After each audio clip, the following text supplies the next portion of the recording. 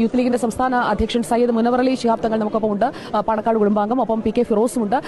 ഒപ്പം youth league വളരെ സജീവമായി തന്നെ ഇവിടെ നമ്മൾക്ക് കാണാം, വോളണ്ടിയേഴ്സായും അതുപോലെ തന്നെ ഈ രക്ഷാപ്രവർത്തന മേഖലയിലേക്ക് അവിടുന്ന് വരുന്നവർക്ക് ഭക്ഷണം എത്തിക്കാൻ എല്ലാത്തിനും അവരിപ്പോൾ ഓടി നടന്നുകൊണ്ടിരിക്കുന്ന ഒരു വലിയ സംഘത്തെ നമുക്ക് ഇവിടെ കാണാൻ കഴിയുന്നുണ്ട്. ഈ ദുരന്ത മേഖലയിൽ പോയിട്ടാണ് ഇപ്പോൾ ഇവിടേക്ക് വന്നത്. ഞങ്ങൾ അവിടേക്ക് പോകാൻ പോവുകയാണ്. രാത്രിയിലും രക്ഷാപ്രവർത്തനം തുടരുമെന്നാണ് പറയുന്നത്. ഒരുപാട് പേര് കുടുങ്ങിക്കിടക്കുന്നതുമൊക്കെ കണ്ടു കാണുമല്ലോ.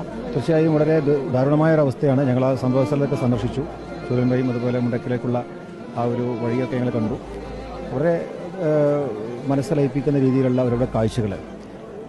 ഒരു ഗ്രാമം മുഴുവനും വെള്ളത്തിനടിയിലായി, മണ്ണിലടിയായി. നിരവധി കുടുംബങ്ങൾ രക്ഷപ്പെട്ടവർ പറയുന്നത് അവരുടെ ബാക്കിയുള്ളവർ കുടുംബാംഗങ്ങൾ മുഴുവനും മണ്ണിലടിയിലാണെന്നുള്ളതാണ്.